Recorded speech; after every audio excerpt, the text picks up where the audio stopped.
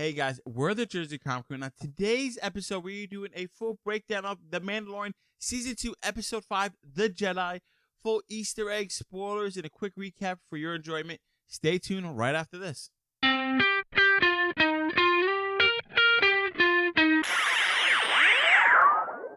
everybody, welcome back to the Jersey Comic Crew. And The Mandalorian gave us one of the best, in my opinion, Star Wars anythings ever with the episode 5, chapter 13, The Jedi.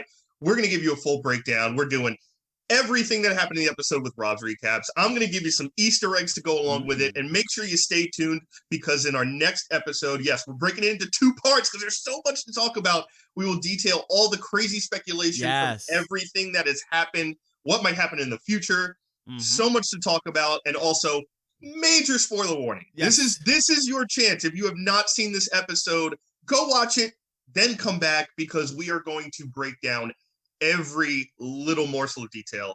And as always, let's start off with Rob's recaps. Let's get into this episode, Rob. I can't wait. Before we do that, Chris. Yes. We hit 101 subscribers. Woo! We didn't realize it. We have to do a shout out to our 100th subscriber. Yes. Chris, do the shout out before I could break everybody's mind with Mandalorian. Yes, and 100 subscribers. For most people, that's like, get out of my face. For us, that's huge. That's huge. That's huge for us.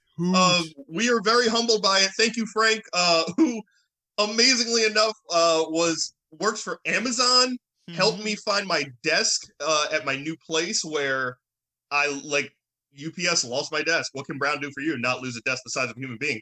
But so Frank helped me get it out, get a refund, get a new desk. So thanks, Frank. Shout out to you for subscribing.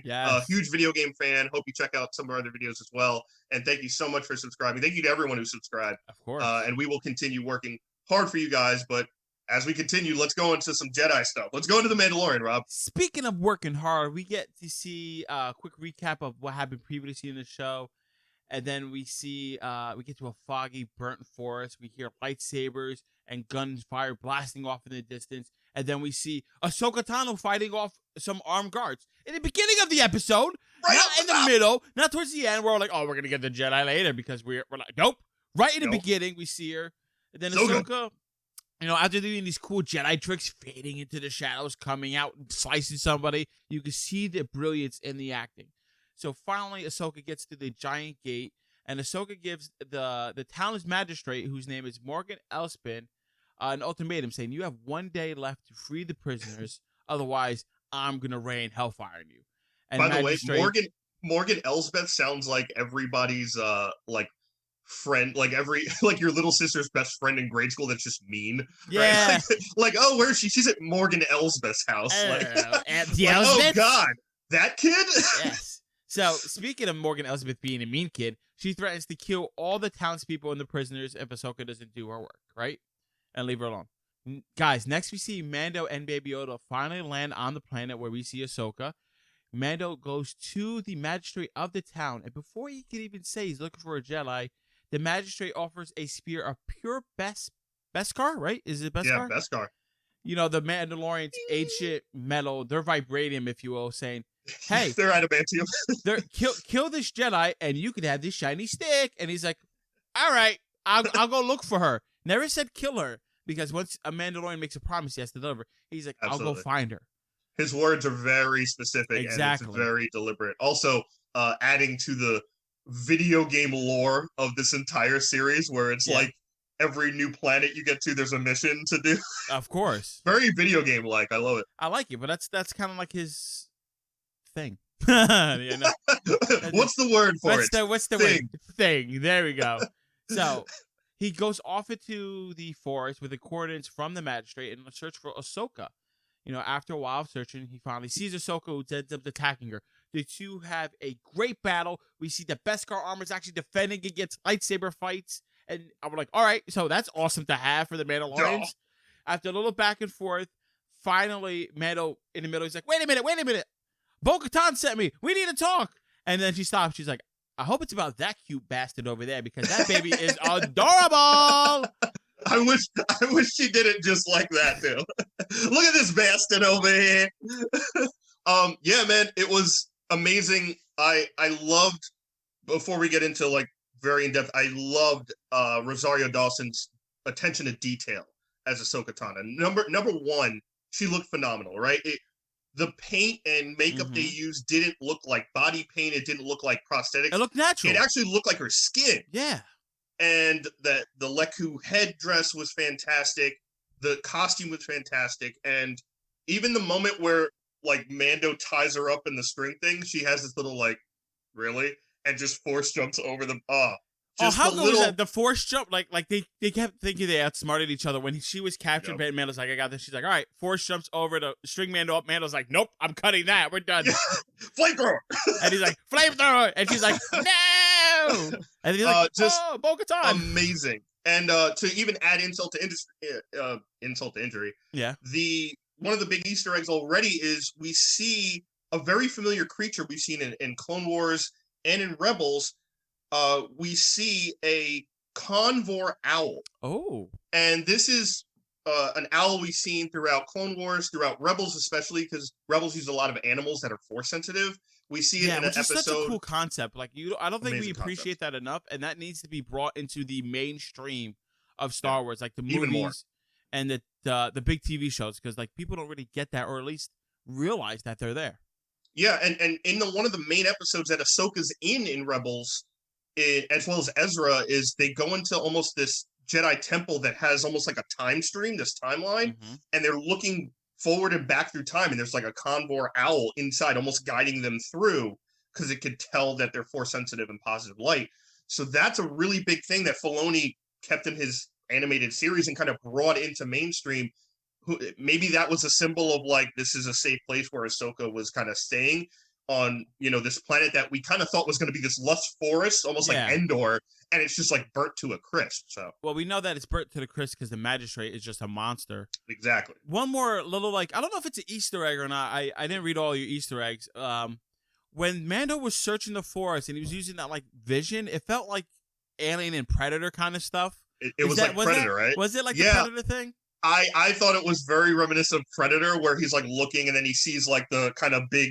He thought it was like her, and it's like, oh, it's just like this creature eating like trees. And then it was that, and there was also a little reminiscent of Episode 4, where Luke is looking for R2-D2 in the beginning with his scope, and like the sand people attack him. So yeah, there's a bunch of different things in there, but yeah, definitely Predator. So now we see a baby Yoda and Ahsoka start communicating through the Force, which I knew we were gonna get. Right, Ahsoka learns a couple very important things through their conversation. They really can't speak to each other, but they could feel each other's thoughts. She realizes that, he's scared. He was from the Jedi Temple, and he was trained before, but he had to hide his powers so he wouldn't die. So there's a lot of fear in the baby. Baby Yoda actually has a name. It's called Goku. No, sorry, not Goku. It's Goru.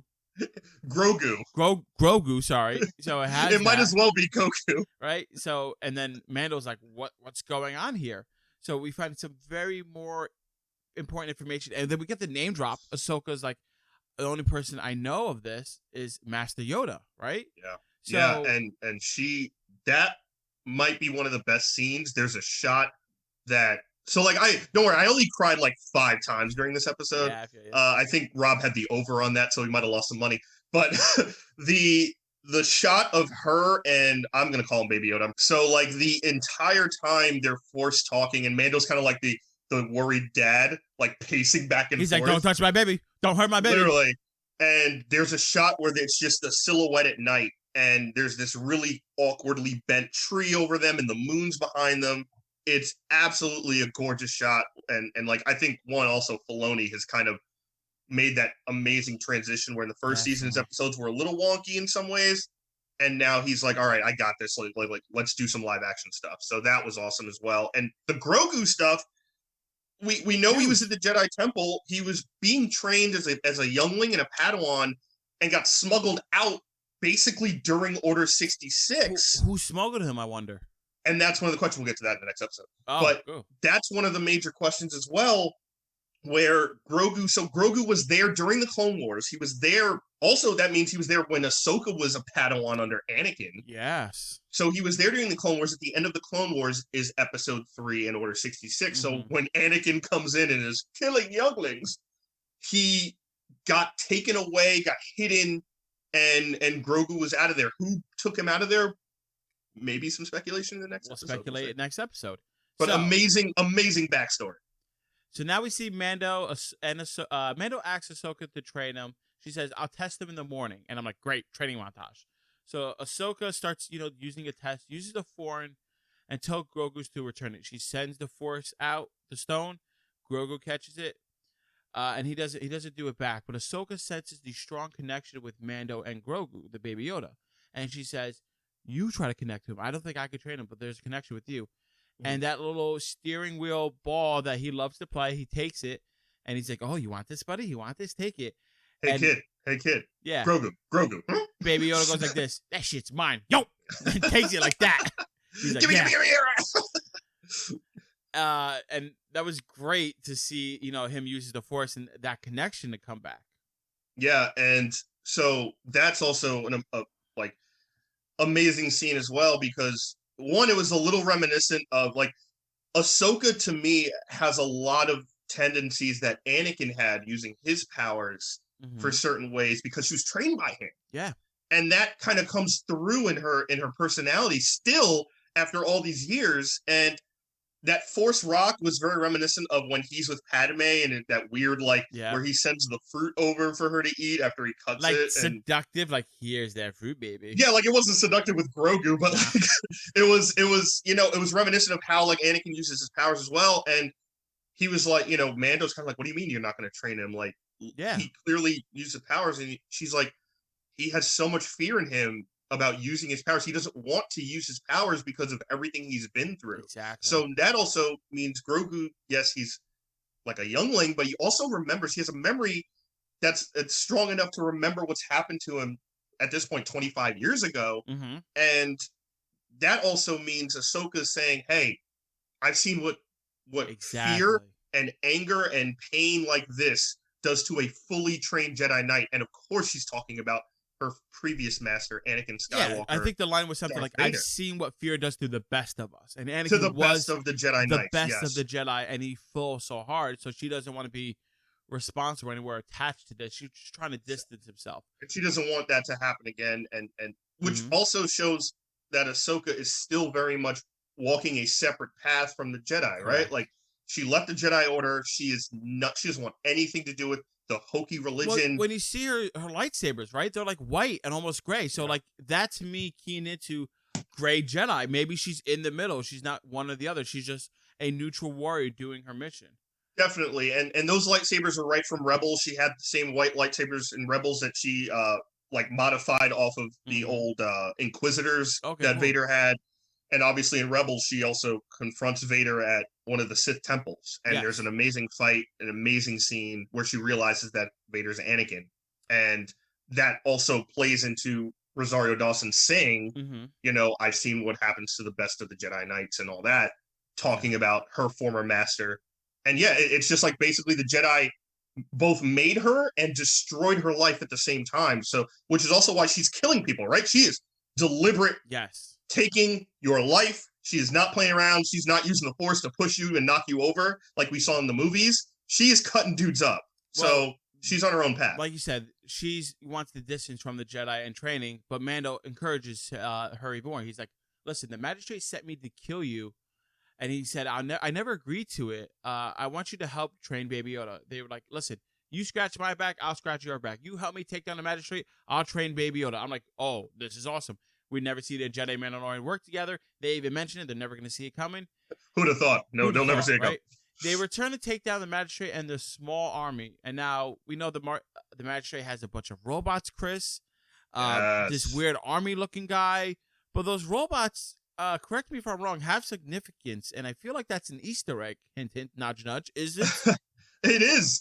Very good, Rob. The two robots, they're HK-87s. And they're actually from some of the books, but they're mainly known from Knights of the Old Republic, the video game. Oh, really? Okay. So that's kind of brought back in canon. They're kind of these warrior, they're not normal droids that you just kind of use as cannon fodder. They actually can mess you up. So that was really cool that Filoni and Favreau kind of brought them back. As always, they're taking bits and pieces from the expanded universe, which was loved by so many people. And so many people were upset when it was this isn't canon anymore once Disney bought it. So they're able to take bits and pieces and kind of kind of mend those wounds for some people, and that's a great way to do it with little things like awesome droids that can do flips over roofs. So speaking of awesome flips and stuff, we see Ahsoka fighting the Magistrate. The Magistrate has her Beskar spear ready. Ahsoka has her dual sabers. They go back and forth. You think it was going to be a clear-cut fight. It's more even than you think. The Magistrate almost wins. But eventually, Ahsoka gets the upper hand, brings the blade up to her neck, and says, "Now tell me, where is your master?" I'm like, "Yeah, tell me where Moff Gideon is. Let's go, Ahsoka." And she's like, "Oh, where's Grand Admiral Thrawn?" And I'm like, "Oh, I know that name because Chris always told me about it in the Clone Wars." Now, he's like some cool guy. He's a lieutenant. He's a master technician.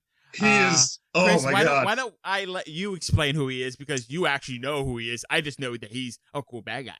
Yeah, so I think I teared up, crap my pants. I called Chris, by the way, when that happened. I was like, yeah. "Is that the name? Is that who?" I was like, I hit a soprano note for the first time in a long time.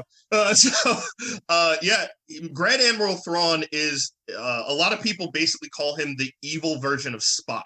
He is this. He's a blue alien. He looks like Spock in this little bit, pictures. right? And that was Timothy Zahn who invented him in the legend books now, and now he's been brought back to canon with Rebels and other things. He's one of the most beloved characters in Star Wars anything, and basically he is a naval commander of the Empire. He is full in on the Empire. He is the smartest tactician they have. They did a comic book that played with the book that is now canon, that played with his origin of being kind of like a weapons specialist, tactician, rising through the ranks very quickly with the Empire, and becoming this admiral, grand admiral, like naval commander that is unstoppable. So real quick, I know I don't want to get into much speculation because we have a whole next episode. But absolutely, seeing Moff Gideon is back and seeing Grand Admiral Thrawn, I can see how these are important building blocks for the new bad guy. What are they? The Imperials? The Empire? They're still the remnants of the Empire. No, but the New Order is the First Order. Yeah, there's a possibility that this is the beginning of the First Order or something completely different, which I will mention in the next episode. Oh, I'm sure you will. But I can see that that's how they came back into power. Absolutely. But while they're fighting outside, we see Mando has like an okay crowd moment with Lang, Michael Bihn's character. And he's like, they're like, "I won't shoot you. You won't shoot me. I'll put my gun down." Oh, psych, I put my gun. Mando kills him, kills the robots out there real quick. There's an animal in the background. I don't know what that animal is. What is that animal? Another animal, man. I feel like anytime you see an animal, there's like, oh, it's unimportant. Yeah, it's another Filoni big. It's a loft cat. What's a loft cat? So again, Clone Wars, Rebels, they're all over the place in Rebels. Like some people keep them as pets. And for Ezra, when he starts gaining his force powers, they are also force sensitive animals that can kind of sense you and feel you. And they led Ezra back to like helping him figure out what happened to his parents. And in this family story that was kind of an overarching storyline in Rebels lingering. And these loft cats were kind of like, hey, follow me this way kind of thing, side mission over here. And yeah, almost like same thing with the owl, very force sensitive. It was cool to see it in live action. Very like weird to see it in live action. Yeah, but yeah, definitely. Another Easter egg there. So the town has officially been liberated from the rule of the Magistrate. There's the person that Mando talked to earlier. He becomes new Magistrate. Who cares? What really is important is a conversation afterwards. While Mando goes to the ship to get Baby Yoda, to bring you Baby Yoda to Ahsoka, and to say, "Goodbye, my son. You're gonna go hang out with Ahsoka."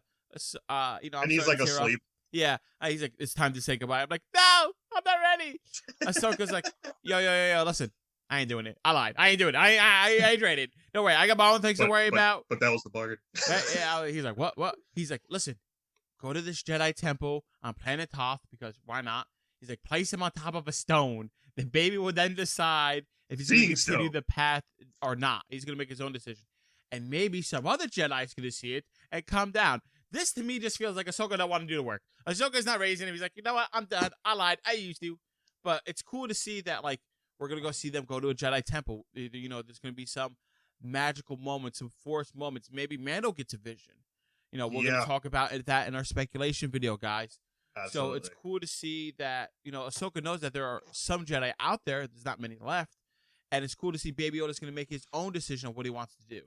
Right? Yeah. So that's how the episode ends. But, that last scene, I know there's a bunch of Easter eggs. So go ahead.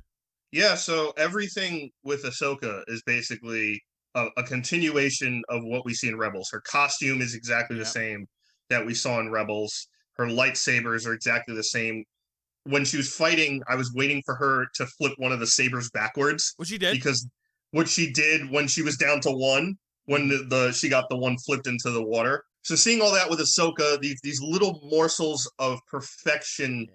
that Filoni has basically taken his baby and created, while people like me and so many other of you guys, and even Rob lately as he's catching up with Clone Wars and Rebels, Mm-hmm. like I started with the movie. I went to see the movie in theaters, the Clone Wars movie, which a lot of people are like, why? Why not? I was young and we didn't have anything to do that weekend. Yeah. So I've literally taken this journey with Ahsoka from the very beginning.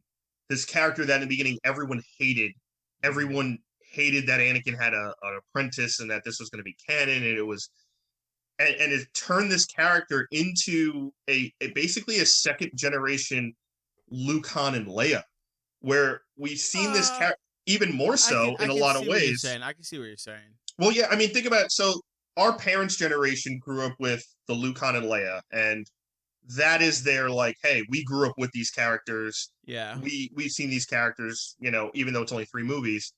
Ahsoka, we've literally seen from the first day of being a Padawan to now, then an adult and Mm-hmm. and basically, an older teenager, then an adult.